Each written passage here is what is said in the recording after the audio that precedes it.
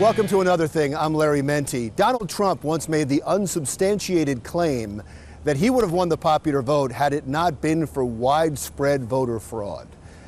And so he tried to substantiate that claim by putting together a commission. The commission has been criticized, and state after state has said they're not going to cooperate. And just this week, a lawsuit that stalled the entire process. In a moment, we're going to talk to a professor here at Penn University about a study he did on voter fraud, but we begin our coverage with Ellen Kolodziej. Ellen. Thank you, Larry. Millions of Americans vote at neighborhood places such as churches, schools, and community centers. My family votes here at this Armenian church. But President Trump insists that voter fraud happened at places just like this all over the country. And that's why in May he created a special commission to look into voter fraud. But not all states are cooperating. Maryland's Attorney General calls the White House request for very specific information about voters repugnant and an invasion of privacy. The real purpose of it is voter intimidation. They want to make sure that people think twice before they vote. That's not what America is about. We want to encourage people to vote. Some Republican secretaries of state, though, say it's no big deal. We are just going to release that publicly available information that is routinely released to candidates, to news organizations, and anyone that actually makes that request. Right now, more than 40 states are refusing to give either all or some of the information the feds want. Governor Tom Wolf of Pennsylvania says, "I have no confidence in this commission's administration, standards of security or privacy, or that its true intentions are to bolster the right to vote."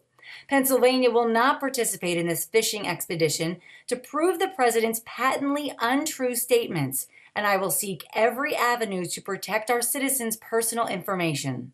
Governor Andrew Cuomo says New York refuses to perpetuate the myth voter fraud played a role in our election. We will not be complying with this request, and I encourage the Election Commission to work on issues of vital importance to voters, including ballot access, rather than focus on debunked theories of voter fraud. Delaware officials say they won't comply either. State Election Commissioner Elaine Manlove says releasing the information to the White House would not serve the mission of safeguarding the fairness and integrity of elections in Delaware, and would not be in the best interest of Delaware voters. And New Jersey's lieutenant governor says protecting the integrity of elections is a top priority, but it has been the policy of the Division of Elections to protect private personal information and only provide publicly available data to those who file a proper open public records request. There's pushback, obviously, from Democrats for partisan reasons, but from Republicans who say, hey, this is a state matter. Get your nose out of it. The federal government has, the Constitution makes quite clear, voting regulations are left to the states. Graham Lee has been a judge of elections for more than a decade. He says this commission seems ridiculous and a waste of taxpayer money that won't find any evidence of widespread voter fraud. I don't think it's going to accomplish anything. I mean, it's a lot of publicity, and some people think this is what Trump likes to do, is to cause all this publicity to move the people's attention, or the media's attention, away from more serious issues. The states originally had until July 14th to hand over the info, but now the commission has put everything on hold until a judge rules on a lawsuit filed by the Electronic Privacy Information Center. Now, to complicate the president's mission even more, the ACLU has filed a lawsuit against the commission's members, including Vice President Mike Pence. The ACLU says the commission is not being transparent enough because they've had several meetings behind closed doors. Reporting for Another Thing, I'm Ellen Kolodziej. All right, thank you, Ellen. We continue the conversation now about voter fraud. We're here at Penn University with Associate Professor Marc Meredith, a political science associate professor who just wrapped up a study on voter fraud. Before we get into specifics of what's happening right now with the Voter Fraud Commission, maybe you can explain what your study was about.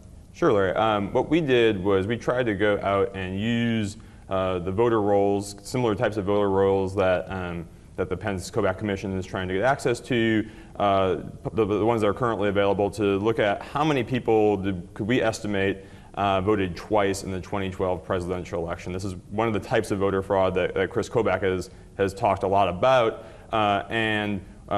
What we tried to go out and do is find people with a similar first name, last name, and date of birth, who were registered to vote in multiple states and have records of having voted in multiple states. What did you find? And we found that it probably happens, but it probably happens extremely rarely. That if our best the upper bound, the most that we could expect to observe in a given election was equal to 0.02% of the total number of votes cast in the election. So that's just specifically double voting. Just specifically double voting. We'll get into the other types of voter fraud in a second. I want to talk more about what just happened this week. Sure. And the fact that the commission has told the states to hold off on giving them information. They were holding off anyway, but to hold off on giving them information until a privacy lawsuit, a privacy group in Washington filed a lawsuit, and everything's been put on hold because of that. What are the privacy concerns? I think the biggest concern is the type of voter information that we were able to get access to for this study, and that most people could get access to if they went to a company that sells these data,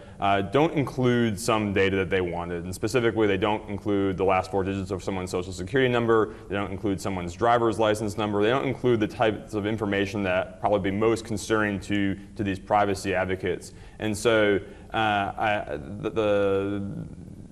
think the fight is not over so much can you get access to the voter rolls, but what specifically within the voter rolls can someone get access to? How much information? And That's I think some of the states held off on giving that information because it was against their state law to give up that information. Even some that would have the proclivity to do it for political reasons didn't do it because they were held up by state law. But what I don't understand is that some of that information the federal government already has, like the Social Security number, and they just want to check it against each other, right? That's right. So the process of trying to match across data sources, one data source that has a Social Security number and another data source that has these other data, is more challenging than most people would think. It may seem really unlikely that there'd be someone with the same first name, last name, and date of birth in multiple residences, and then for any 2 people, it's extremely unlikely they would share those same characteristics. But when you look over an entire state or over the entire country, it turns out there's lots of doppelgangers. There's people that have the same name and date of birth, and then that makes it hard to merge these data together if you don't have a way of distinguishing which of these people are the same people. You're talking about one type of voter fraud. I think there's a bigger problem, or an alleged bigger problem, in people voting for somebody else, using their name to go and vote, especially if you know that person's not going to vote. That's right. Here in Philadelphia, we had Acorn, who was just writing down names, allegedly because they were going to go vote for those people. You can't catch that unless you have voter ID, right? Yeah, so I mean, the name given this is voter impersonation, and one thing that makes voter impersonation easier is exactly what you said, is if you got to be pretty sure that person isn't going to show up, because if that person does show up, all of a sudden you've committed a felony, and it's going to be relatively easy to detect if there's already a record of that person voting. And so, yeah, having a voter ID law could stop, make it harder to engage in voter impersonation. It happens pretty infrequently already, so it's not like this is a huge problem. But the conspiracy theory is that in big urban areas, everybo's in on it.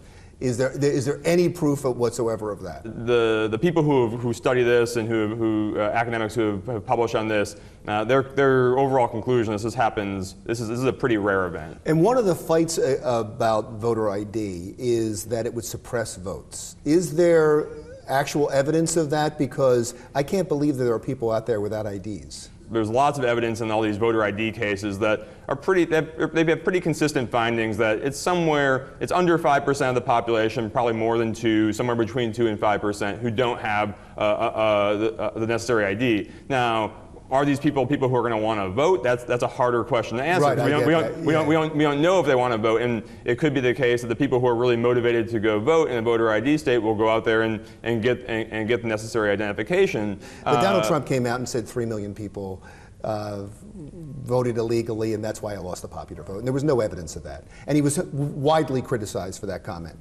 Do you have a problem with the commission trying to get to the root of this? Oh no, I don't have a problem with the commission trying to get to the root of it. I think they have a problem with the membership of the commission as it's formed right now, which is a number of the members of the commission have been the most aggressive pursuers of voter fraud. They have made themselves statements akin to the ones that Trump made about the 3 million votes, which are, I think, as you said, that number is wildly overstating the amount of voter fraud that happens. And so your fear is they've predetermined the results. That's right. That the composition of the commission, having people on there who like Chris Kobach, without the counterweight of prominent Democratic secretaries of state, for example, I think makes it so that you have a pretty strong sense of what the conclusion is going to be before the commission's ever met for the first time. Sir, thank you so much. Thank you for having me. I appreciate it. Marc Meredith, Associate Professor of Political Science at Penn University. When we come back, we're going to go to another university, Monmouth University, to talk to an author who has one of the most impressive collections of Beatles paraphernalia you've ever seen. That's when Another Thing continues.